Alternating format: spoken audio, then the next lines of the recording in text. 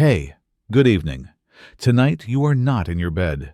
You are crouched behind a large boulder on the Theban necropolis, the city of the dead. The night wind is cold against your skin, but it cannot quiet the hunger clawing at the inside of your stomach. They say the ancient kings sleep in eternal wealth, surrounded by gold and treasure. They don't tell you that their wealth is only a few feet of rock and earth away from your child's hunger. You grip the bronze chisel in your hand. It feels cold and heavy. This is the tool you use to carve stone to make a meager living. Tonight, it will become the instrument of your sacrilege. By the time this journey is over, you will understand that the most brutal life in ancient Egypt was not the life of the slave who built the tombs. It was the life of the man who dared to wager his own soul against the gods, all for a loaf of bread. What time is it, where you are listening from? I am always curious to know who joins me in the quiet of the night. And if you enjoy these slow, quiet stories about the forgotten people of history, perhaps consider subscribing. It means a great deal and encourages these journeys to continue. Now, find your comfortable position. Let your body relax. Be grateful for the warmth and the safety that you have right now.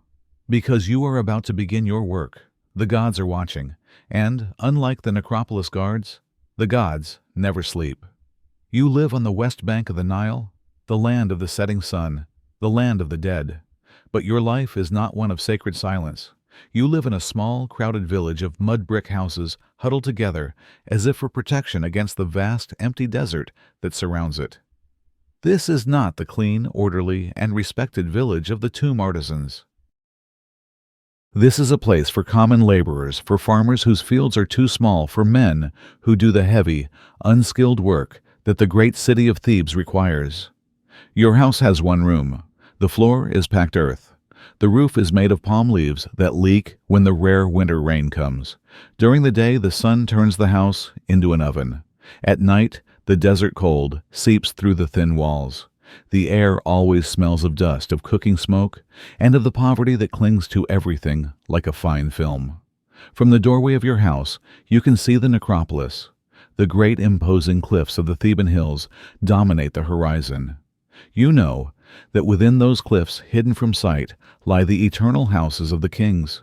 You cannot see them, but you feel their presence. They are a constant silent reminder of a world of unimaginable wealth, a world of gold and lapis lazuli, a world so far removed from your own reality of coarse bread and gritty water that it might as well be in the land of the gods, that shimmering, untouchable wealth over there, and this grinding, dusty poverty here. The contrast is the central, unspoken truth of your entire life.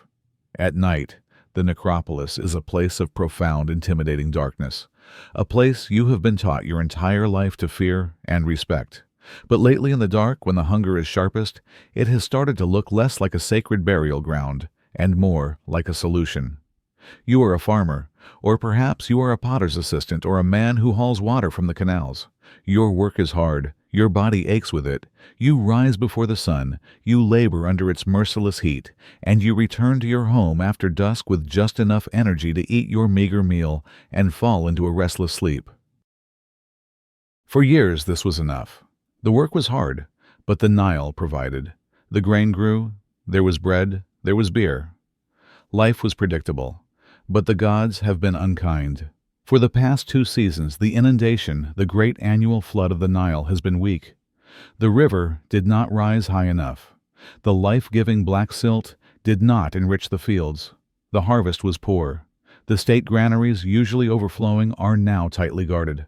The rations allotted to villages like yours have been cut again and again. Your own small plot of land has yielded almost nothing. The barley stalks are thin and brittle. The earth is cracked and dry. You work just as hard, your muscles burn, with the same fire your sweat falls onto the same dusty ground, but your labor now produces only dust. The rhythm of your life, once tied to the predictable cycle of planting and harvest, has been broken. It has been replaced by a new, terrifying rhythm, the slow, steady gnawing of hunger. You watch your wife grow thinner. You see the listlessness in your children's eyes.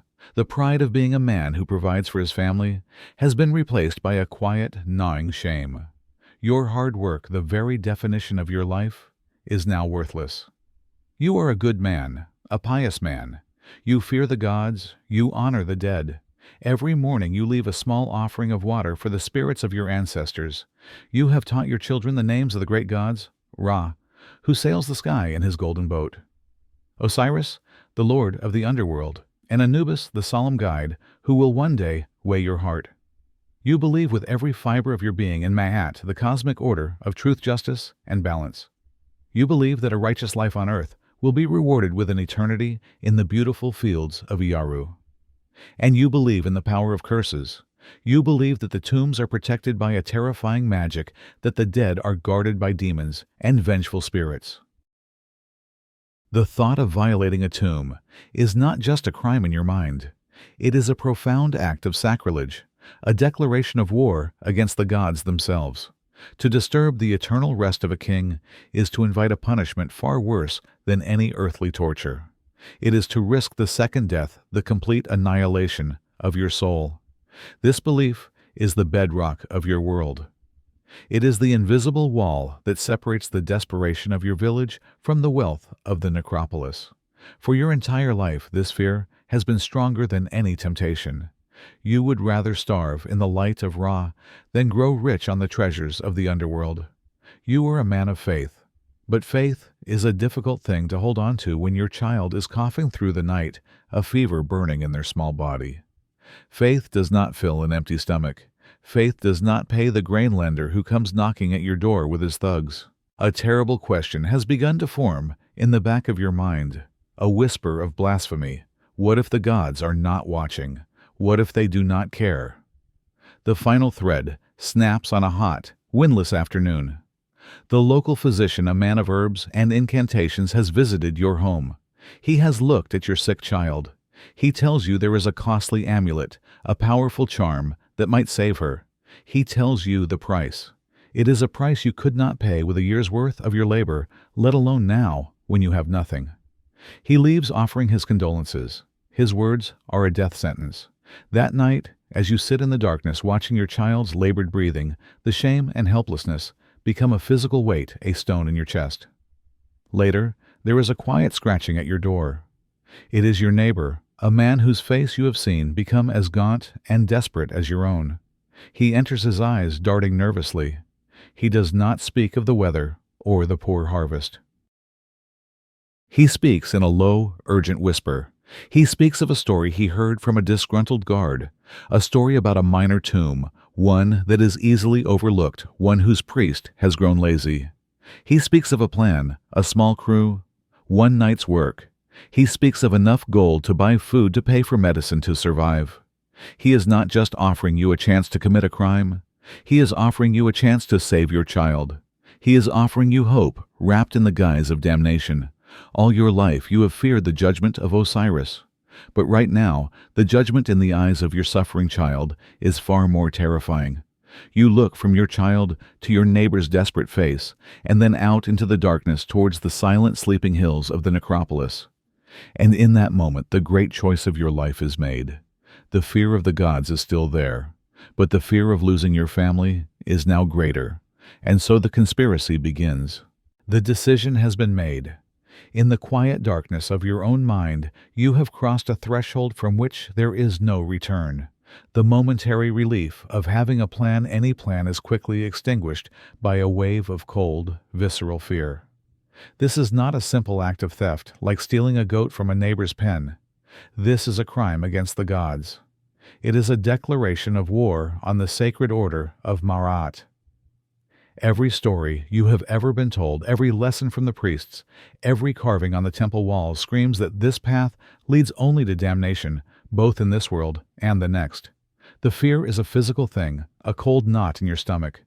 You realize with terrifying clarity that you cannot do this alone. The task is physically impossible for one man. Who would stand watch for the Medjay patrols while you dig? Who would help you move the tons of rock and stone required to breach the entrance? Who would help you carry the heavy spoils, should you be fortunate enough to find any?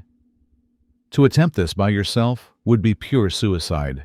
The silence of the desert would swallow you whole. And so, another, more intimate betrayal must be committed. You must not only betray your gods, but you must also place your life and your very soul into the hands of other men. Your neighbor, the one who first whispered the idea, knows another man, a quarryman who was laid off when the last great temple construction was halted, and that man knows another, a potter, who has fallen into heavy debt.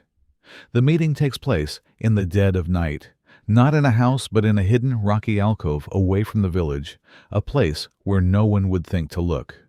There are 4 of you, 4 shadows huddled together under the cold light of the stars. You look at the faces of your new accomplices illuminated by a single, low burning lamp. You see the same thing in their eyes that you feel in your own heart, a volatile, dangerous mixture of raw greed and profound terror. These are not hardened criminals. They are men like you. They are fathers, husbands, laborers. They are desperate. The conversation is conducted in hushed, urgent whispers. You plan, you argue. Who will be the lookout? Who will do the digging? How will the spoils be divided? The question of trust hangs heavy and unspoken in the air. You are neighbors, but you are not brothers. You know that any one of these men, if caught, could be tortured into giving up your name. Every man here is a potential threat. The paranoia, the constant companion of the conspirator, has already begun to take root. Before you part ways, you swear an oath. Not a simple promise between men, but a powerful binding oath to the very gods you are about to defy. You swear on the name of Amun, on the soul of the pharaoh, on the lives of your own children, that you will not betray one another. It is a desperate, ironic act, using the language of the sacred to bind a profane pact. You are creating your own code of honor in a world where you have chosen to abandon all others. As you walk back to your hut alone in the darkness, you do not feel stronger. You feel more vulnerable than ever. Your fate is no longer your own. It is now tied to the fear, the greed, and the weakness of 3 other men. The gang has been formed, a fragile alliance built on shared desperation. But you are still just 4 men with simple tools and a dangerous idea. The Valley of the Kings is vast, a sprawling necropolis of hundreds of tombs. The resting places of the great pharaohs are far too well guarded, their entrances known and watched. To attempt a robbery on a major tomb would be to walk directly into the arms of the Medjay. Your only hope is a smaller, less significant tomb, one that has been forgotten, one whose location is not common knowledge. You need a map, you need a key, you need an insider. This is the most dangerous phase of the conspiracy. You must now approach someone within the system, someone who has access to the sacred knowledge of the necropolis. Your target is not a high priest or a great official. They are far too powerful and too well protected. You need someone lower down the rungs of power, someone with just enough knowledge to be useful and just enough grievance to be corruptible. Perhaps it is a low-level scribe who feels his work is unappreciated. Perhaps it is an embalmer's assistant who has seen the wealth up close and resents his own poverty. Or perhaps, most likely, it is a captain of the guards, a man who knows the patrol schedules and the blind spots in the valley's security. Your neighbor knows such a man. A Medjay captain who has a reputation for drinking too much and spending more than his salary would allow. The meeting is arranged with extreme care, not in the village, but in a dusty, disreputable tavern on the outskirts of Thebes. You do not offer him a bag of gold. You have no gold to offer. You offer him a promise, a significant share of whatever you find. It is a gamble for him, but his debts are pressing. You watch his eyes, trying to gauge his sincerity. Is he truly considering your offer, or is he planning to arrest you on the spot to curry favor with his superiors? Every word is a risk. Every glance is a calculation. Finally, after an agonizing negotiation, he agrees. The price is high, a third of the treasure, but the information he provides is priceless. He tells you of a small tomb belonging to a minor queen from a past dynasty, a queen whose lineage has been forgotten. The tomb is located in a small, out-of-the-way cleft in the rocks far from the main paths. He tells you that the guard patrol only passes that area once before dawn. He draws a crude map in the dust on the floor, showing you the location of the sealed entrance. You leave the tavern with your heart pounding. You have the secret, you have the key, but this new knowledge is a heavy burning thing. The circle of your conspiracy has just widened. It now includes a man of the law, A man who holds your life in his hands. He could betray you at any moment. He could lead you into a trap, a carefully planned ambush where the rest of his guards are waiting. Your trust, already stretched thin among your own small group, must now extend to a corrupt official who would surely sacrifice you to save himself. The path to the tomb is now clear, but it is paved with a new and more terrifying layer of paranoia. Your conspiracy is set.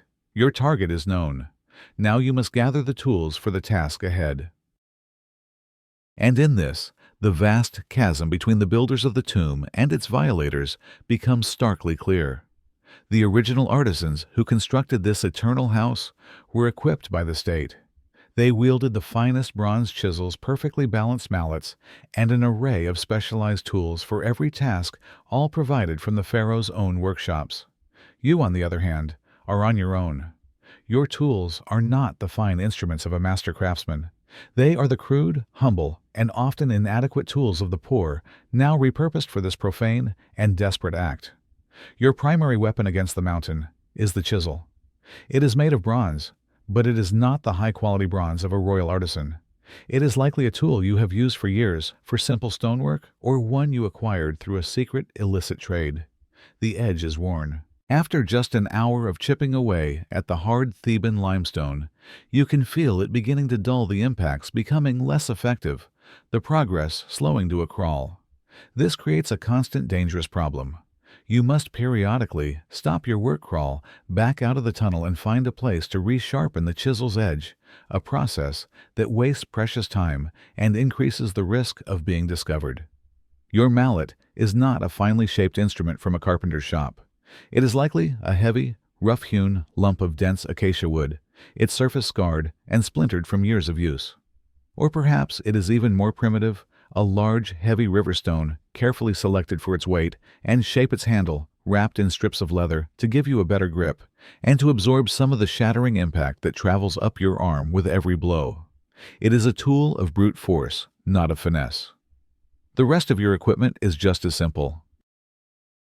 You have a few reed baskets, the kind your wife uses to carry vegetables from the market, now repurposed to haul tons of rock and dust out of the tunnel. You might have a simple wooden hoe or a flat piece of stone to act as a scraper to pull the debris backwards along the narrow passage. And then there is your light, your only defense against the absolute, terrifying darkness of the underground. It is not a grand torch, but a few simple, cheap clay lamps, little more than shallow bowls to hold the oil, with a piece of twisted linen for a wick. These lamps are a constant source of anxiety. They provide a weak, flickering, unsteady light that makes the shadows dance and play tricks on your mind. They consume the precious oxygen in the confined space, making the air thick and difficult to breathe. And they produce a thick, greasy black soot that coats your throat, your lungs, and the walls of the tunnel, marking your passage with a film of grime. The greatest fear is that a clumsy movement will knock one over, or that the oil will run out before your work for the night is done. To be plunged into that total, suffocating blackness, deep within the earth, is a fate too terrifying to contemplate. There are no levers, no pulleys, no strong hemp ropes. Your arsenal is composed of the most basic elements: a soft metal chisel, a heavy piece of wood, a reed basket, and a flickering flame. You are pitting these humble, inadequate tools against the most sophisticated and sacred architecture in your world. The entire endeavor seems impossible, a fool's errand. But these are not just tools of bronze and wood. They are tools of desperation, and they are powered by the single, most powerful force you possess, the relentless grinding determination of a man who has nothing left to lose. The work begins under the cover of a moonless night. You and your small crew make your way to the secret spot, identified by your informant, a shallow, hidden cleft at the base of the great Theban cliff face. This is the point of no return. The leader of your small gang takes up the chisel and mallet. He spits on his hands, whispers a half-forgotten prayer to a god he is about to betray, and strikes the first blow against the sacred mountain. The sound is not a mighty crash. It is a small, sharp clink, a tiny sound that seems deafeningly loud in the vast silence of the desert night. Every man freezes listening for the sound of an approaching guard patrol. But there is nothing, only the wind. The work continues. The first strike is followed by another, and another, a slow, patient secret rhythm that will become the soundtrack to your life for many nights to come. The tunnel you create is not a grand corridor. It is a cramped, claustrophobic nightmare. It is just wide enough for one man to lie on his stomach, his shoulders pressed against the rock on either side. This man is the digger. He lies in the suffocating darkness at the head of the tunnel, chipping away at the rock face just inches from his nose. His body is drenched in sweat, the dust turning to a gritty mud on his skin. Behind him lies the second man, the scraper. His job is to pull the freshly broken rubble backwards with his hands or a small tool, and behind him the third man loads the rubble into a reed basket and crawls backwards to the tunnel entrance, where the fourth man, the lookout, hauls it up and carefully disperses the rubble in a place where it will not be noticed. It is a human conveyor belt powered by aching muscles and burning lungs. The physical toll is immense. Your knees and elbows are raw and bleeding from crawling over the sharp rock. Your knuckles are scraped and bruised. Your back screams in protest. The air is thick with limestone dust that burns your eyes and coats your throat, making every breath a painful effort. You work until your muscles give out, until you are trembling with exhaustion, and then you switch places. The scraper becomes the digger, the hauler becomes the scraper. You work in shifts through the long, dark hours, and this is not a one-night affair. The rock is hard. The progress is agonizingly slow. This tunneling can take many nights, sometimes stretching into weeks. Each night you risk discovery, and each day you must return to your village and pretend to be a simple, exhausted farmer. You must hide the new aches in your body, the raw scrapes on your hands. You must hide the truth from your own family, lying about where you have been, your face a mask of weary normalcy while your mind is still in the dark, suffocating tunnel. The physical hardship is matched only by the psychological strain. Every shadow seems to be a medjay guard. Every gust of wind sounds like a footstep. You work with the constant gnawing fear of the rock above you, groaning and collapsing, entombing you forever. And you work with the superstitious dread that you are angering the spirits of the mountain, that with every chip of the chisel you are inviting the wrath of the gods. This tunnel is more than just a passage through rock. It is a monument to your desperation, a physical scar on the sacred earth, carved one painful, terrified inch at a time. The work of the tunnel is your entire world now, but the physical exhaustion of the digging is only one of the enemies you face in this deep, dark space. The mountain itself seems to fight back. It is not dead stone. It feels like a living, breathing entity, and you are a parasite gnawing at its insides. The greatest and most immediate fear is that of a collapse. You are not a master engineer. Your tunnel is a crude, unsupported passage through rock that is riddled with natural fissures and weaknesses. You listen constantly, your senses heightened by the darkness. You listen for the telltale signs of danger, a sudden soft shower of dust from the ceiling, a faint groaning sound as the immense weight of the rock above settles and shifts. Every creak is a premonition of disaster. A cave-in would be instantaneous and absolute. There would be no time to scream. Just a sudden, immense, crushing pressure, the sound of your own bones shattering, and then the eternal silence of your own unmarked tomb. If the rock does not kill you, the air might. This is a slower, more insidious danger. In the narrow, confined space of the tunnel, the air does not circulate. The single flickering oil lamp you use for light is a greedy living thing, consuming the precious, limited oxygen. Your own labored breaths deplete it, further replacing it with carbon dioxide. You can feel the change as the night wears on. The air becomes thick, heavy, and stale. You begin to feel a dull throbbing in your temples. You become dizzy, your movements clumsy. A dangerous wave of drowsiness washes over you, a sweet, tempting invitation to just close your eyes and rest for a moment on the cool stone floor. It is a temptation you must fight with all your will, for you know it is the first step towards a sleep from which you will never awaken. And then there is the darkness, a darkness more profound and absolute than any night under the open sky. Your small smoky lamp is your only tether to the visual world, and your constant fear is that it will be extinguished. A clumsy movement, an unexpected gust of wind from a newly opened fissure, and the flame could vanish. To be plunged into that total, sensory-depriving blackness, hundreds of feet inside a mountain, would be enough to break a man's mind. The panic would be immediate and overwhelming. You would be unable to see your own hand in front of your face. You would lose all sense of direction. The stone walls would feel as though they are closing in, squeezing the very air from your lungs. It would be like being buried alive. Even the animal world conspires against you. The cool darkness of the tunnel mouth is an inviting shelter for the creatures of the desert. Scorpions with their venomous sting might lurk under a loose rock. A horned viper might be coiled just inside the entrance, seeking refuge from the cold night. Every time you crawl back into the tunnel, you must do so with extreme caution, probing the darkness ahead, wary of the other, more ancient inhabitants of these cliffs. The tunnel is not a simple passage. It is an active antagonist. It is a place that wants you dead, and it has a dozen different ways to achieve its goal, from the slow death of suffocation to the quick, crushing finality of a rockfall. To survive it is a matter of luck as much as it is of skill. After what feels like an eternity of nights spent in that suffocating passage, something changes. The sound. For weeks, the tip of your bronze chisel has been met with the sharp, high-pitched clink of solid limestone. But tonight, after a final, weary blow, the sound is different. It is a dull, hollow thud. It is a sound that echoes slightly, a sound that tells you there is empty space on the other side. You have reached it, the wall of the tomb itself. A wave of adrenaline, a mixture of terror and triumph washes over you. The exhaustion vanishes. Now the work becomes delicate. You no longer use the heavy mallet.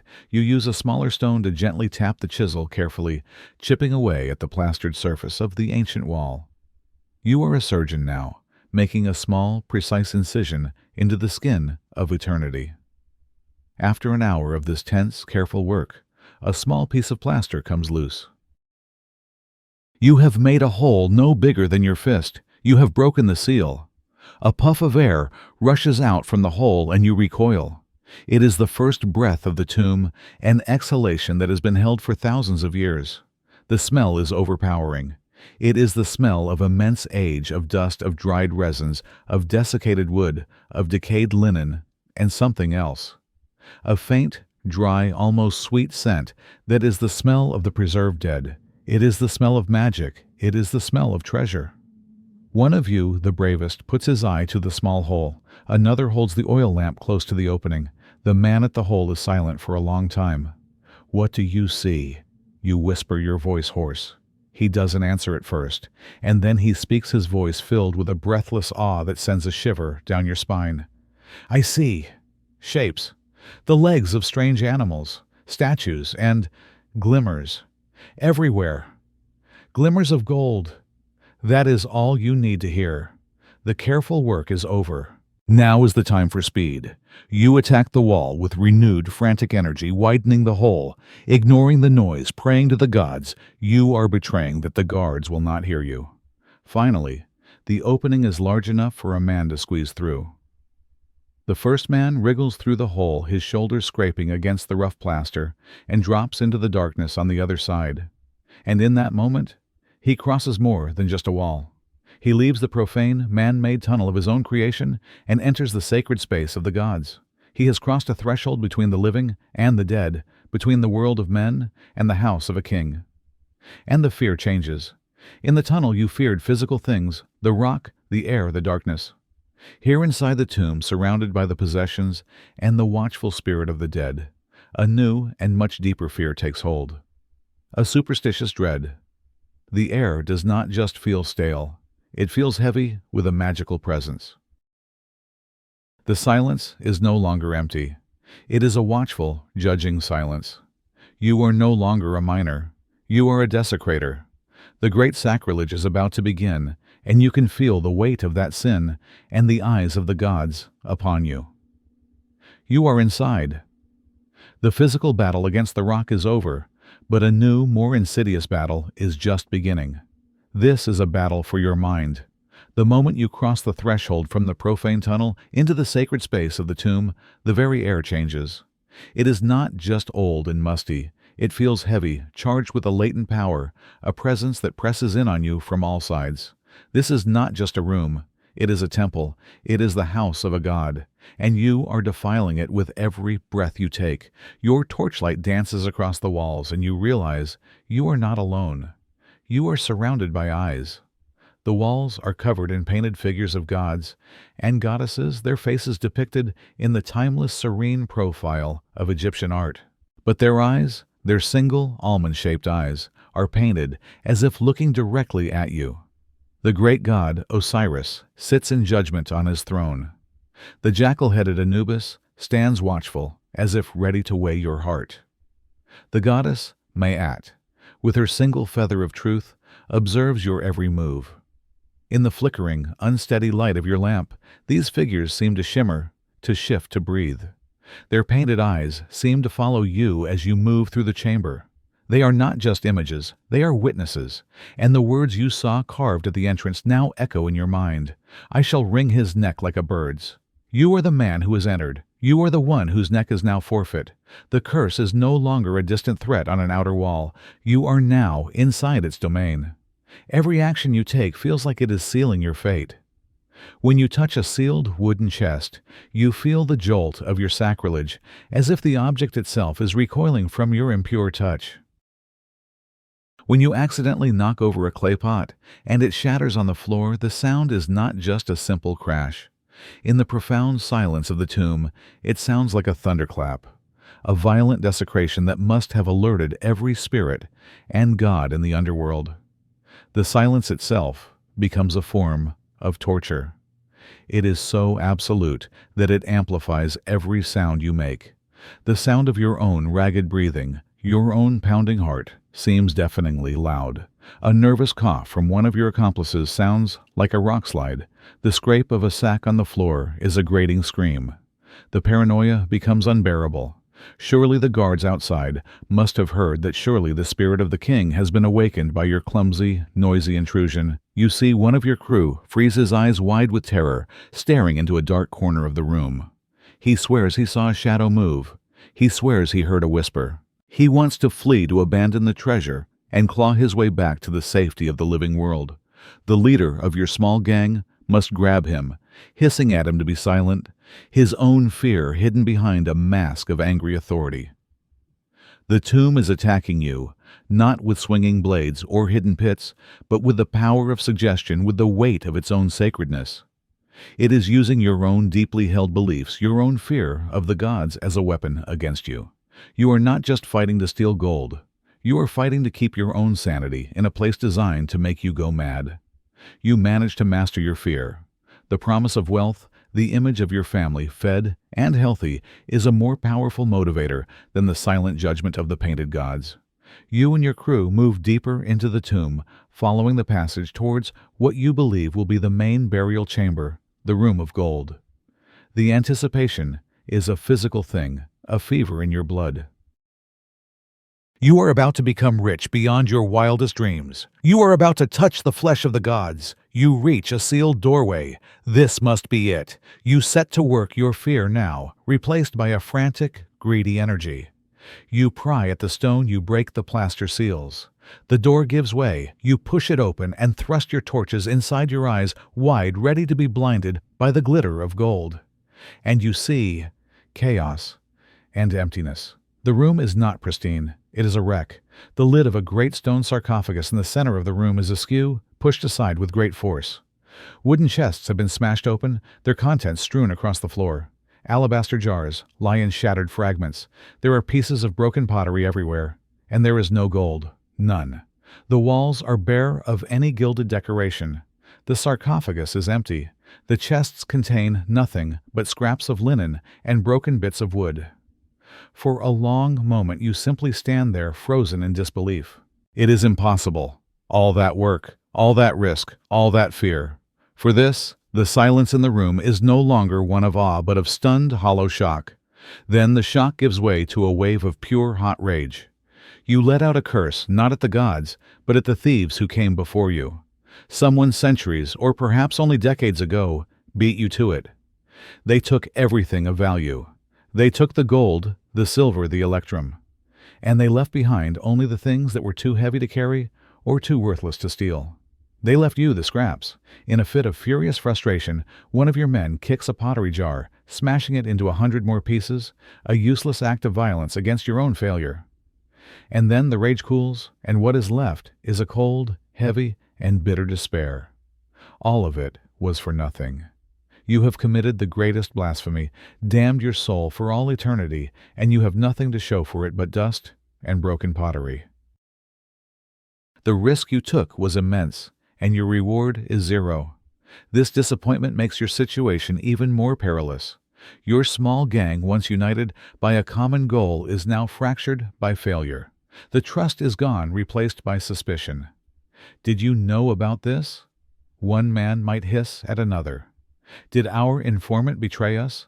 Did he send us to an already empty tomb? The fragile honor among thieves shatters.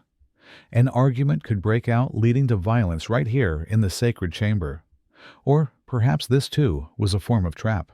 Perhaps the ancient architects in their cunning designed this chamber to be a decoy. Perhaps they made it to look like it had already been robbed, a masterful bluff to make you and your kind give up in despair, never knowing that the true, untouched burial chamber lay just beyond a secret hidden wall. You will never know. All you know is the bitter, metallic taste of failure. You have stared into the heart of eternity and found it hollow. This time there is no disappointment. This time you have found it, an untouched burial. After navigating the maze of traps and deceptions, you stand in the burial chamber proper. Before you lies a massive sealed stone sarcophagus, a silent monolithic testament to the king who sleeps within. The air is thick with the scent of sacred resins and the palpable weight of 3,000 years of stillness. The fear you felt before is still there, a cold stone in your gut, but it is now overshadowed by a feverish manic greed. The prize is within reach. The first task is to move the lid. It is a single colossal piece of granite weighing several tons. There is no magic that can lift it, only brute force and crude leverage. Using your bronze chisels as wedges and thick wooden beams brought for this purpose, as levers, you and your crew begin the agonizing work.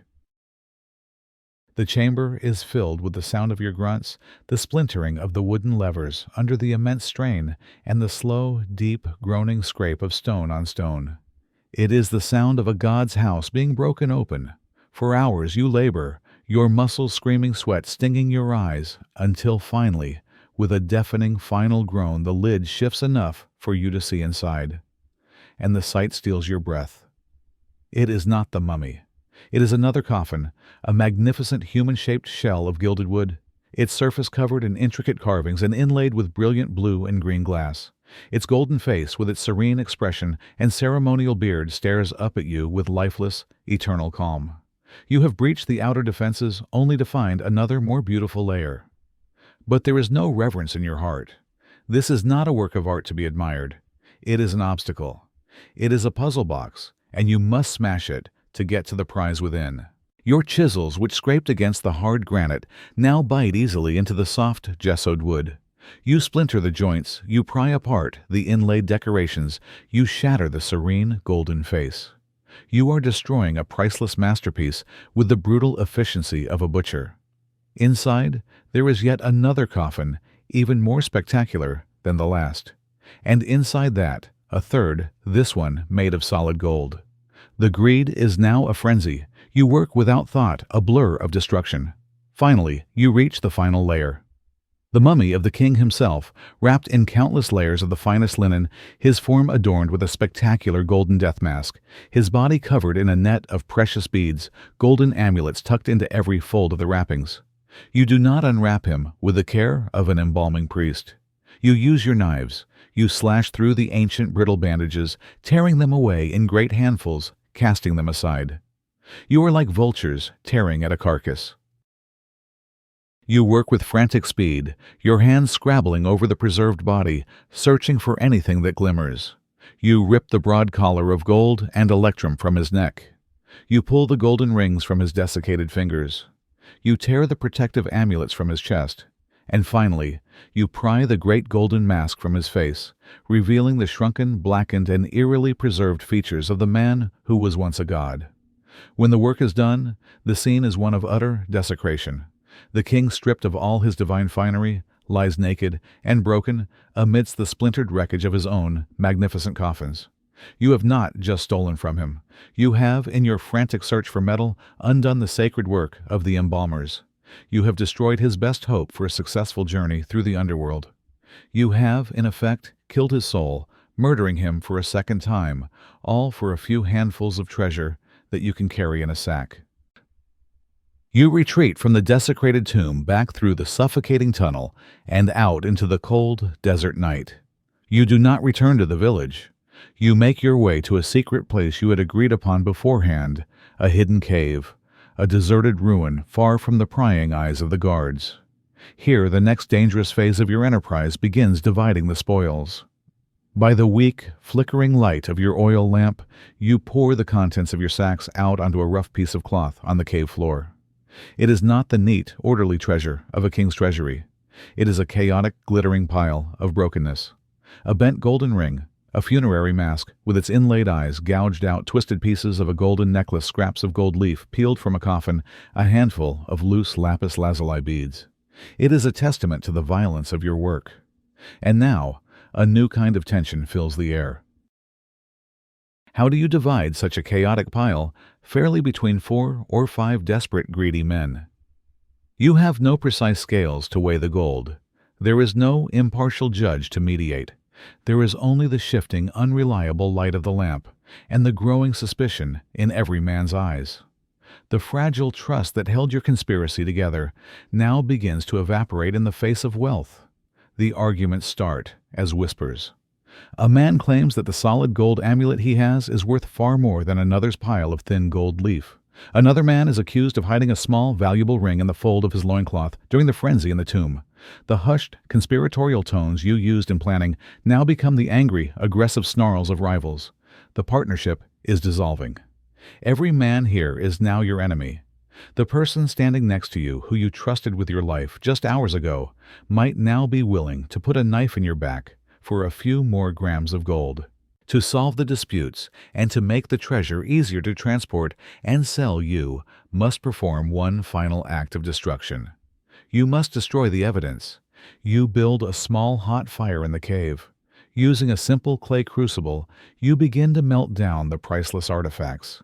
The serene golden face of the pharaoh's mask contorts and dissolves into a bubbling molten pool. The intricate rings and amulets, each one a unique work of art bearing the name of a god or a king, lose their form and become anonymous lumpy ingots of raw metal. You are not just melting down gold. You are erasing its history, its magic, its very identity. Even this process is fraught with paranoia. Who holds the crucible? Who pours the molten gold? It would be easy for a man to let a few drops spill into the sand to be retrieved later when no one is looking. The air is thick with resentment and distrust. When the ingots have cooled and the spoils have been divided, your gang dissolves back into the night. You walk home alone, your share of the heavy, profane metal hidden in a sack. But you have not found salvation. The gold does not bring you peace. It has brought you a new curse, a curse far more immediate than that of the dead king. It is the curse of paranoia, the fear that one of your accomplices, unhappy with his share, will betray you all to the Medjay in exchange for a reward and a pardon. The gold was meant to be the end of your problems, but you realize now, with a cold certainty, that it is only the beginning. You have done it. You have committed the ultimate crime, and for now, you have gotten away with it. You hold in your possession a heavy, lumpy ingot of anonymous gold, the transmuted soul of a king, the price of your own damnation. But this wealth brings with it a new, immediate, and very practical problem. This ingot is both your salvation and your death sentence. You cannot simply walk into the marketplace and start spending it. A poor farmer who suddenly begins paying for his grain with lumps of gold will attract the kind of attention that ends with a visit from the guards and a trip to the interrogation chambers. Your newfound wealth is a dangerous secret that you must now launder. You must turn this profane metal back into something usable like food oil or copper currency without getting caught. To do this, you must enter the shadowy world of the black market. You need a fence, a middleman. This is not a man you will find in the open marketplace. He is a seemingly respectable merchant, perhaps a goldsmith in the back alleys of Thebes, a ship's captain who deals in foreign goods, or a purveyor of rare spices. These men are the crucial, corrupt joint that connects the criminal underworld to the legitimate economy. They are experts in discretion, and they have built their own fortunes on the desperate risks of men like you. The meeting is arranged through a series of hushed, coded messages. It takes place not in a shop, but in the back room of a noisy tavern or a dark, windowless warehouse near the docks. The air is thick with the smell of cheap beer and fear. You are on the fence's territory now, and the balance of power has shifted completely. In the tomb, you were the aggressor, the one taking the risk. Here you are the one in a position of weakness. You are a seller with only one potential buyer, and he knows it. You unwrap the heavy gold ingot and place it on the table between you. The fence picks it up. He does not admire it. He weighs it in his hand with a practiced, dismissive air. He might scratch it with a knife to test its quality. He knows exactly what it is. He knows the sacrifice you made to get it, and he knows you are desperate. He names his price, and it is a pittance, a fraction of the gold's true market value. He will give you grain, yes, but at an inflated rate. He will give you copper, but at a terrible exchange. A surge of rage burns in your throat. You have risked everything for this, and now this man, this comfortable merchant, is cheating you. But you are powerless. You cannot argue. To protest too loudly would be to admit the gold is stolen. To threaten him would be suicide. He has connections. He knows the guards, the officials. He could have you arrested before you even left the room. And so you swallow your pride, you swallow your rage, and you accept his insulting offer. You have risked your eternal soul for a treasure that has been devalued before your very eyes. Once you leave with your meager payment of grain and copper, the fence begins his own work. He will take your anonymous ingot of royal gold and melt it down again. He will mix it with other legally acquired gold, diluting its origins. From this laundered metal, he will craft new, legitimate objects. A necklace for a nobleman's wife, a ring for a priest, a new handle for a ceremonial dagger. The sacred gold of the pharaoh, stripped from its eternal resting place, is washed clean of its history and re-enters the Theban economy, its profane origins known only to the man who profits the most from your crime. The black market is the final cynical stage of the tomb's desecration, where the divine is rendered mundane, and your great soul-shattering risk is reduced to a simple and rather poor business transaction. The delicate illusion of peace you have purchased with your stolen gold is shattered not by a loud crash, but by a quiet, methodical discovery. It begins perhaps with a minor priest making his monthly rounds to inspect the outer seals of the lesser tombs. He carries a clay tablet, checking off each tomb as he goes. He arrives at the small, forgotten tomb of the ancient queen. He holds his lamp high. For a moment, everything seems in order. The plaster seal is there. But then he notices something, a detail so small it would be invisible to anyone else. A slight difference in the color of the plaster near the edge. A single fresh chisel mark on the surrounding rock that does not match the ancient tool marks. His blood runs cold. He has seen this before. He knows what it means. He does not raise the alarm publicly. That would cause a panic. Instead, he follows procedure. He returns to the administrative offices on the edge of the necropolis and files a formal guarded report with his superior. The news travels up the chain of command with the swift, silent deadliness of a serpent. From the overseer of priests to the mayor of the West Bank, and finally, a sealed papyrus is dispatched by runner to the great vizier himself in Thebes. The desecration of a royal tomb, no matter how minor the royal, is an act of high treason. It is an attack on the stability of the cosmic order. The response from the state must be absolute. The order comes down from the vizier, launch a full investigation. The task is assigned to the Medjay, the elite guardians of the necropolis. And now, a new kind of presence is felt in the valley. The captain of the Medjay arrives at the scene of the crime. He is a man of the desert, perhaps, of Nubian descent, his face weathered like the cliffs around him, his eyes missing nothing. He is not a man swayed by tales of curses. He deals in the hard facts of human greed. He enters the violated tomb not with fear, but with the cold, analytical eye of a master hunter tracking his quarry.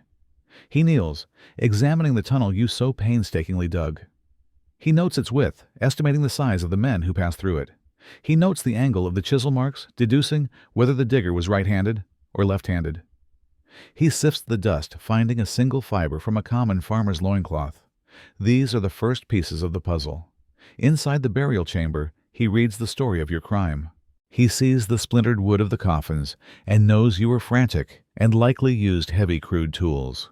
He sees the methodical way the amulets were stripped from the mummy and knows you were looking only for metal, not for art. He sees the discarded linen and broken pottery and knows you were not collectors. You were professionals of a different sort, driven by poverty, not connoisseurship. He now has a clear profile of his targets, a small crew of local men, likely laborers, with some knowledge of stonework. With this profile in mind, the investigation moves to its next, most insidious phase. The great invisible net begins to tighten around the villages of the West Bank. The Medjay captain does not need to conduct door-to-door raids. He is more subtle. He begins by activating his network of informants, the eyes and ears of the state, within the community. He lets it be known that a substantial reward of grain and silver is offered for any information. This news spreads like wildfire, turning every villager into a potential detective and every neighbor into a potential suspect. Then, the pressure is applied. The guards begin a series of quiet, seemingly random inquiries. They visit the local taverns, asking the tavern keeper if any man has recently had enough copper daben to drink for a week straight. They visit the grain lender, asking if any man has surprisingly paid off a long-standing debt. They visit the market vendors, asking if any family has been buying more expensive food than usual. They are not looking for a confession. They are looking for a single small anomaly in the fabric of daily life. For you, this is the beginning of the true torture. The physical labor in the tunnel was hell, but this psychological torment is worse. The village once your home now feels like a cage. Every whisper seems to be about you. Every sideways glance feels like an accusation. You see the Medjay captain speaking with a man you know, and a cold dread grips you. Is he talking about you? You force yourself to maintain a mask of normalcy to go about your day. But the fear is a physical sickness. You cannot eat, you cannot sleep. You look at your own accomplices, the men you swore an oath with, and you see not brothers in crime, but liabilities. You see the weakness in their eyes, the same terror that you feel, and you wonder which one of them will be the first to break. The investigation is not just a search for evidence. It is a weapon designed to make the conspiracy devour itself. The net is closing, and you can do nothing but wait, trapped in a prison of your own mind, listening for the heavy, final knock on your door. The weeks following the start of the investigation are a unique and refined form of torture. The physical ache from the digging has faded, but it has been replaced by a psychological ache that is far worse. Every day is a performance. You must rise, go about your chores, speak to your neighbors, and pretend that you are the same man you were a month ago. You must pretend that you do not carry a secret so heavy it feels like a physical stone in your gut. At night, you lie on your mat feigning sleep, but your ears are straining, listening to every sound from the village, a dog barking, a baby crying, the wind whistling through a crack in the wall. Every sound is a potential threat. Every sound could be them. Tonight the air is still. You are sitting inside your hut with your family. Your wife is grinding the last of the grain you bought with a stolen copper. The sound, once a comforting rhythm of domestic life, now sounds like stones grating on your nerves. Your children are playing quietly on the floor with small clay toys. You watch them, and a wave of love, so fierce it is painful, washes over you immediately, followed by a wave of cold, nauseating shame. You did this for them. But what will happen to them when you are gone? You try to eat the bread your wife has made, but it tastes like ash in your mouth. Your guilt has stolen your appetite. And then it comes, a knock at your door. It is not the light, hesitant scratching of a neighbor. It is a heavy, solid, authoritative knock. 3 distinct, powerful raps that seem to shake the very foundations of your small home. The room falls silent. The children stop playing. Your wife raises her hand, hovering over the grinding stone. She looks at you, her eyes wide, and in them you see a reflection of your own terror. You both know who it is. The waiting is over. Time itself seems to slow down. The simple act of rising to your feet feels like lifting a great weight. Each step to the door is a journey of 1,000 miles. Your mind is a whirlwind of desperate, useless thoughts. Should you run, where would you go? The desert. They are masters of the desert. Should you deny everything? Your accomplices are weak. Someone has surely confessed. There is no escape. There is only the door. You pull back the simple wooden latch and you open it. The last of the evening light silhouettes them.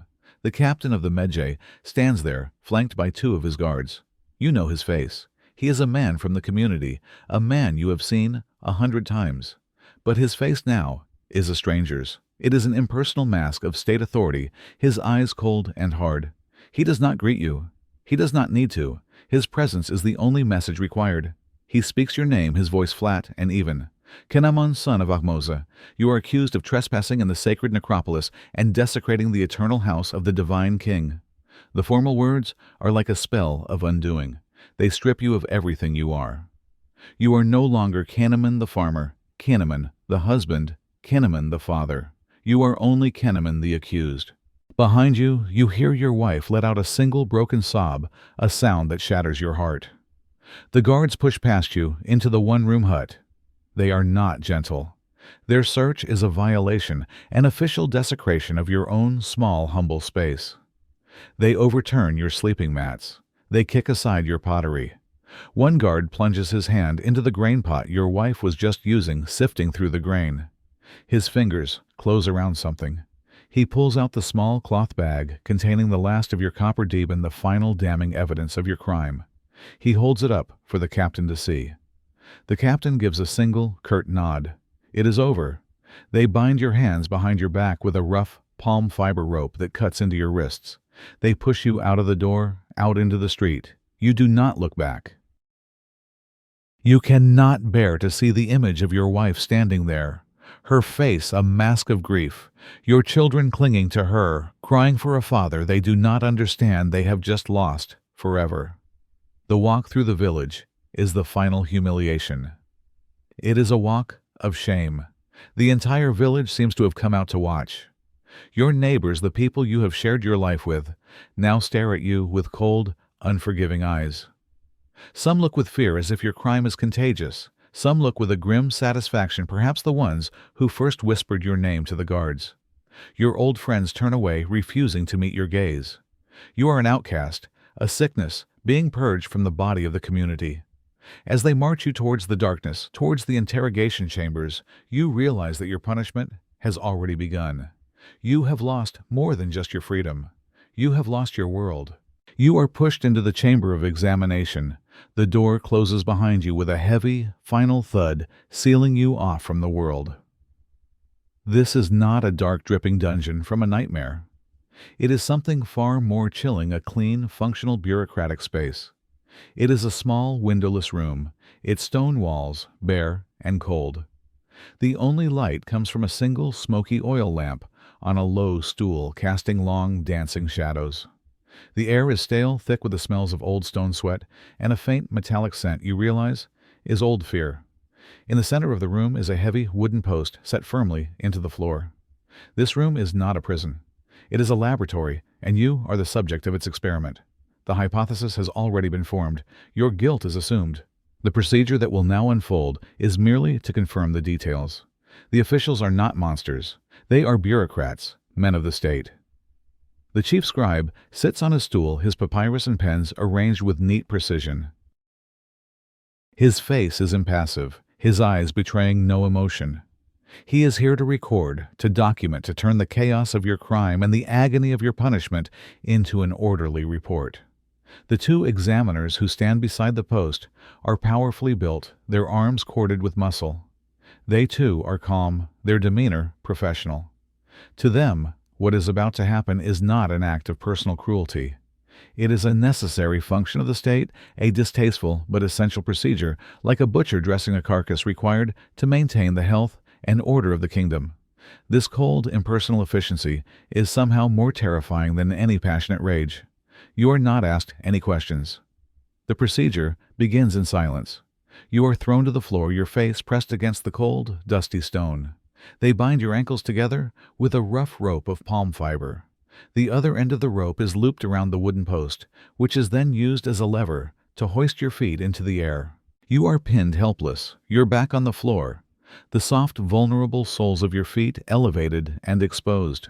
The examiners each select their tool, a falaka. It is a long, flexible rod, perhaps, from the branch of a sycamore tree hardened by fire. It is designed not to cut the skin, but to inflict deep, crushing concussive pain to the tissues and nerves beneath. They take their positions. The scribe gives a small, almost imperceptible nod. The first blow lands. It is a sound, a deep thud, and a sensation that explodes through your entire being. It is not a sharp sting. It is a deep, shattering shockwave that travels from the sole of your foot up your leg and seems to jar the very bones in your skull. Your entire body convulses. Before you can even process the agony, the second blow lands on your other foot.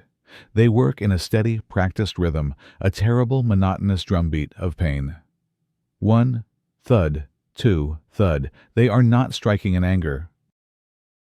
They are striking with the calm, measured precision of a craftsman. After a series of blows that seems to stretch for an eternity, they stop. In the ringing silence filled only by your own ragged, painful gasps, the scribe's voice cuts through the air flat and devoid of emotion. Who was with you on the mountain? The oath you swore to your friends feels like a distant, foolish promise made by another man in another lifetime. You clench your jaw, tasting blood where you bit your tongue. You remain silent. The scribe nods again. The beating resumes. This time, it is more focused, more intense.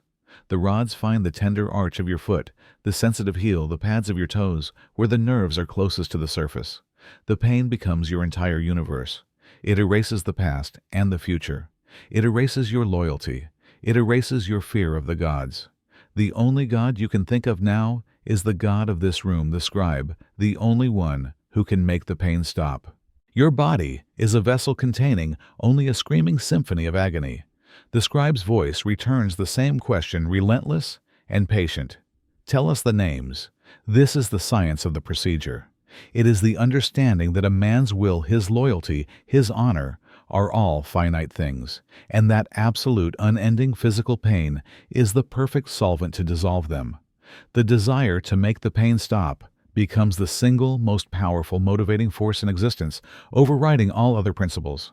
And so, inevitably, you break. A choked, guttural sob escapes your throat, and with it, a name. The name of your neighbor, the man who first came to you in the night. Instantly the beating stops. The relief is so profound, so absolute, it is almost as overwhelming as the pain itself. The scribe calmly dips his pen in ink and writes down the name. A moment of blessed silence. Then he looks at you, his eyes as cold and empty as the tomb you violated. And the next name. The physical agony has subsided into a dull, throbbing torment. You are half carried, half dragged from the chamber of examination, your ruined feet leaving bloody prints on the stone floor. You are brought back to the scribe's chamber. The air here is different. The scent of fear is still present, but the raw violence has been replaced by a cold, quiet, bureaucratic finality. The secrets have been ripped from you in screams and sobs. Now they must be tamed, organized, and transcribed into the neat, orderly columns of an official state document. The scribe, the same man who impassively watched your suffering, gestures for you to be seated on a low stool. He unrolls a fresh sheet of papyrus. The sound is a soft, dry rustle that seems deafeningly loud in the silence. He dips his reed pen into a cake of black ink, a methodical, practiced gesture. He is ready. The chaotic, pain-fueled torrent of information you gave him must now be structured into a formal confession. This document will not record your screams or your tears. It will be a clean, objective, and utterly damning record of your crimes.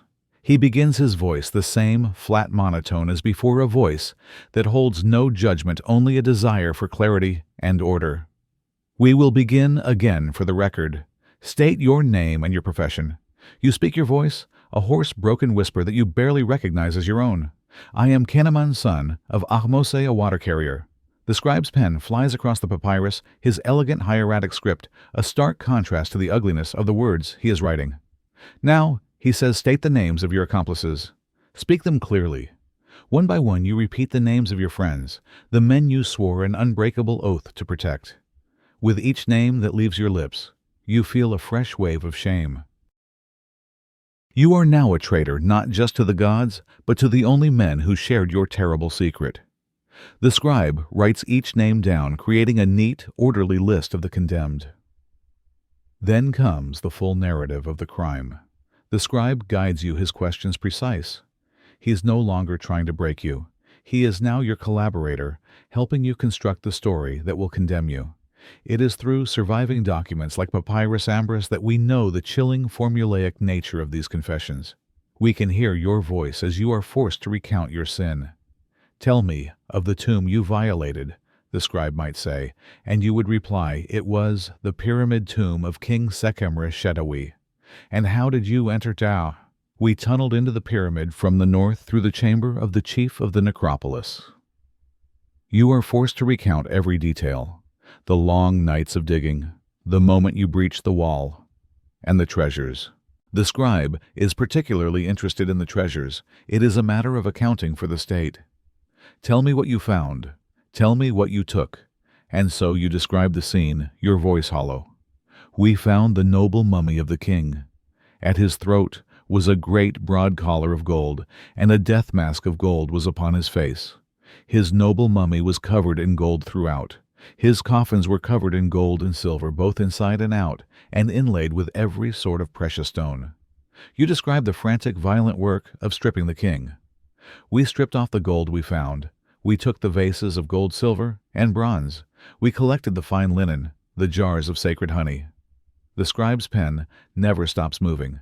He is creating a list, an inventory of your sacrilege. After every detail, he might pause and ask, and then, what did you do? Forcing you to continue the story of your own damnation. You tell him how you set fire to the royal coffins and the linen wrappings to destroy the evidence. You tell him how you divided the spoils. You tell him the name of the merchant in Thebes who bought the stolen gold from you. With that final name, the entire web of your conspiracy has been unraveled and laid bare on the papyrus scroll.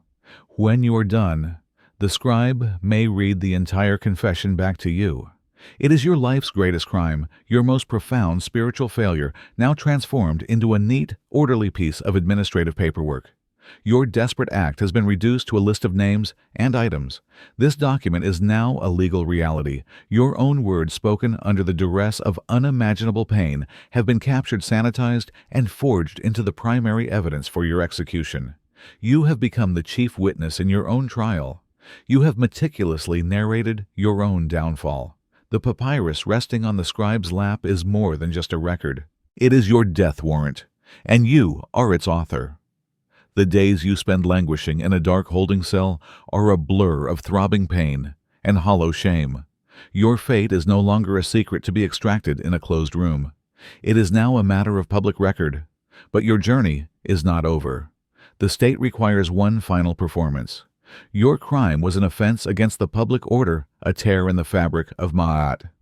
Therefore, your judgment must be a public spectacle, a piece of state theater designed to mend that tear, to reassert control, and to serve as an unforgettable lesson to all who witness it. You are hauled from your cell out into the blinding, brilliant sunlight. The sudden brightness is a physical blow after the darkness you have become accustomed to. You are brought in chains along with the accomplices whose names you gave up to the place of judgment.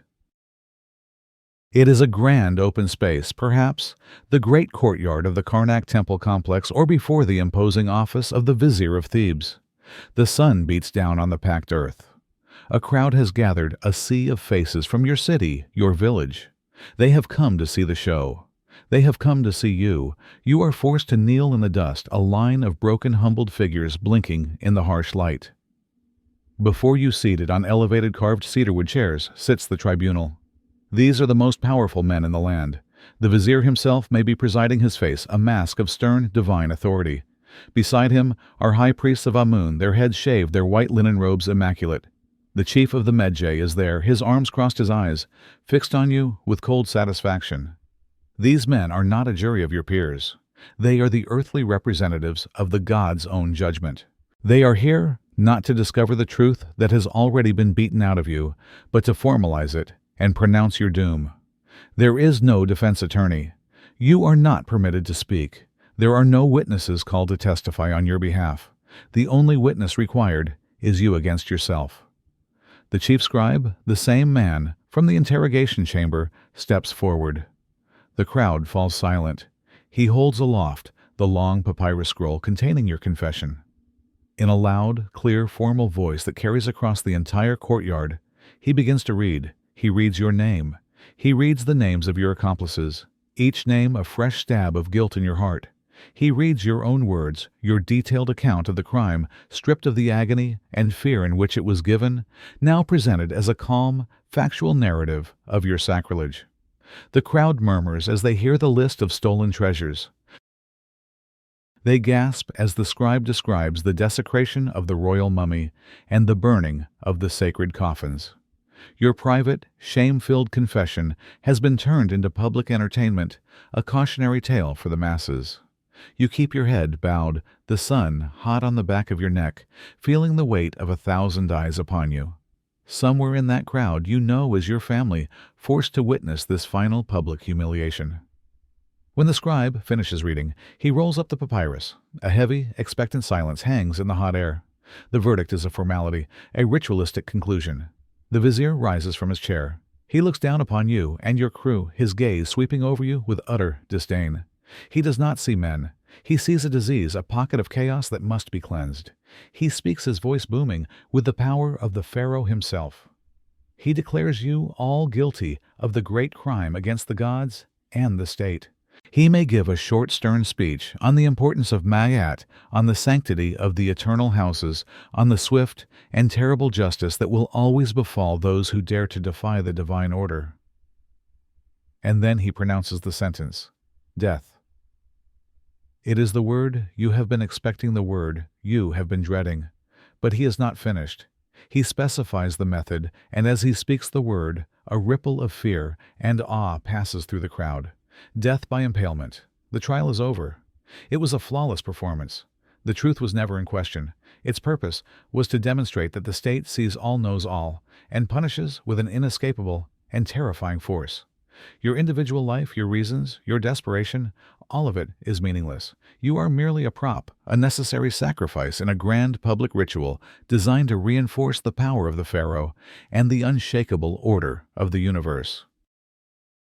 Your fate has been sealed, and now all that is left is the public agony of its execution. The trial is over. Your guilt has been publicly declared, but your journey of suffering has one final brutal chapter. The sentence for the great crime of tomb robbery is death, but it is not a swift or merciful death.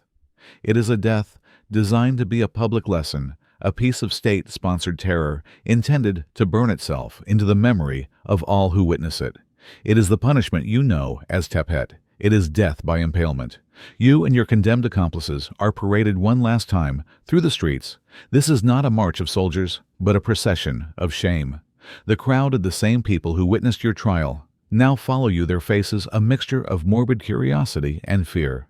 They might jeer at you or throw stones or simply watch in grim silence, thankful that it is you and not them who is walking this final path.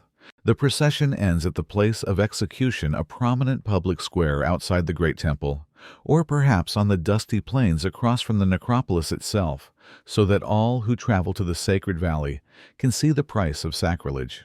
The instruments of your death are already waiting. They are thick wooden stakes, as tall as a man, their points sharpened and possibly hardened by fire. They have been set firmly into the ground, stark and terrible against the blue sky. There is no ceremony here, no final rites. There is only the rough efficiency of the state's executioners.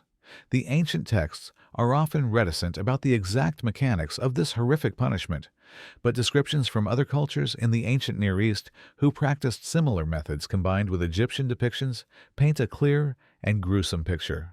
You are stripped naked, your last shred of dignity taken from you. You are not thrown onto the stake from above. Instead, you are forced down onto it. The sharpened point enters your abdomen just below the rib cage. With a horrific, coordinated effort, the guards force your body downwards. The stake is designed to slide upwards into the torso, deliberately missing the heart and other vital organs to ensure one thing, that your death is not quick. You are left there, impaled, a living man skewered on a pole. The agony is beyond anything you experienced during the bastinado. It is a white-hot, all-consuming fire of internal pain, and it is slow. You could remain alive for hours, even for a full day, under the merciless Egyptian sun. You will suffer from massive internal bleeding. You will suffer from a burning, unquenchable thirst. You will be exposed helpless, a public spectacle of suffering for all to see. Your family may be in the crowd, forced to watch their own hearts breaking with every agonized breath you take. This is the purpose of the punishment. It is not simply to end your life. It is to make your death a warning, a piece of brutal propaganda. It is a demonstration of the absolute terrifying power of the state and the gods. It tells the crowd, this is what happens to those who disrupt Ma'at. This is what happens to those who defy the pharaoh. And when death finally comes, a welcome release from the agony, the desecration is not over. Your body is left on the stake. It is not given a proper burial. It is left for the vultures that circle in the hot sky above, for the wild dogs that prowl the edges of the city at night. To be unburied, to have your body consumed by scavengers, is a final terrible profanity. It means your body can never be reunited with your Ka and Ba. It means your journey to the afterlife has ended before it could even begin. The state has not only destroyed your life, it has taken your eternity as well. The physical agony of impalement, as horrifying as it was a temporary suffering of the mortal body. But to the Egyptian mind, there was a fate far more terrifying, a punishment so absolute that it haunted their entire conception of existence. It was the punishment reserved for the greatest enemies of the state, for heretic pharaohs, and for heinous criminals like you. It was the second death, the complete and total annihilation of your identity for all time. To understand this, you must understand the power of a name. In your world, a name, your Ren, is not just a label. It is a fundamental, essential part of your being, as real and as vital as your heart or your soul. To have a name is to exist. Your name inscribed on a tomb wall or a stela was a magical anchor that tethered your soul to the world. As long as your name was written somewhere, as long as it was spoken by the living, you would exist forever. You would be immortal. To be nameless, on the other hand, was to be nothing, to be erased. And so after your body has been destroyed on the stake, the state begins its final metaphysical execution. A decree is issued. Your name is to be condemned. Officials, acting as agents of this damnatio memoriae, this damnation of memory, are dispatched to hunt down every single instance of your name, to wipe you from the historical and spiritual record. They will go to the small, humble tomb stela that your family may have erected for your ancestors. Your name carved there as a child will be meticulously chiseled out, leaving a rough, empty space. They will go to the local temple, and if your name was ever recorded there, for any reason, it will be hacked from the wall. They will consult the official records, and your name will be expunged. Your own children may even be forced to change their family name to sever their lineage from your own tainted existence. Every written trace of you is systematically hunted down and destroyed. The magical effect of this in their belief system is devastating. In the afterlife, when your family comes to make offerings to the dead, they will no longer speak your name. Your K, your life force, will no longer be summoned to receive the food and drink it needs to survive. Your Ba, your soul spirit, now without a name to anchor it, will become a lost wandering ghost, unable to find its way back to your body or to the paradise of Yaru. You have been spiritually unplugged from the universe. This is the ultimate expression of the state's power. It is a power that transcends the physical world. The pharaoh cannot only command your life and your death in this world. He can reach into the next world and unmake your very soul. He can kill you twice. The second death was the final terrifying secret that awaited the tomb robber. It was not just the end of his life, but the end of his existence. It was the quiet, bureaucratic, and absolute horror of being completely and utterly erased, condemned to an eternity of true nothingness. The public spectacle of your execution is over. Your suffering has ended, but the brutal consequences of your crime continue to ripple outwards like a stone thrown into a still pond. The punishment did not die with you on the stake. It now falls with its full, crushing weight upon the innocent people who bear your name, your family. As the crowd disperses, your wife and children are left alone in a new and terrifying world. They are no longer just poor. They are now the family of a great sinner, an enemy of the gods and the state. A dark stain is upon your household, an invisible mark of shame that all can see. The social ostracism begins immediately.